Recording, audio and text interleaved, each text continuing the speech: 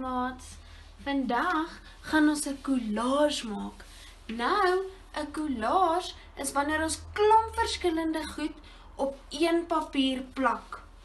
Ek het vir my verf verskillende kleure groen, blou en geel. Ek het ook goedjies wat my aan die plaas laat dink soos rys, springmielies en hooi. En ek het hierdie borrelplastiek om 'n oulike effek op die papier te maak.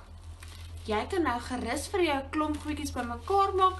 Ek het A4 blaaie aan mekaar vasgeplak om vir my 'n groot papier te maak sodat ons lekker kan werk.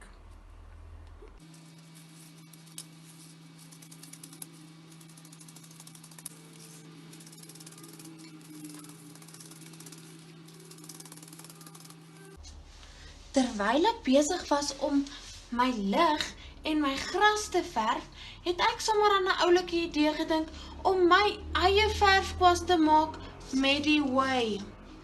Ek het die hooi bymekaar gemaak, 'n rekkie omgevou en dit op 'n wasgoedpennetjie gesit. Ek gaan nou bietjie vir my koring verf.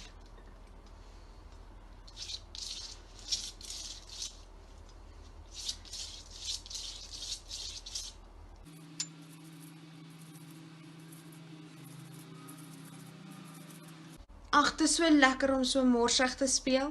Ek gaan nou 'n bietjie my goedjies op my bladsy plak en wanneer ek klaar is, kan ek lekker aan dit voel.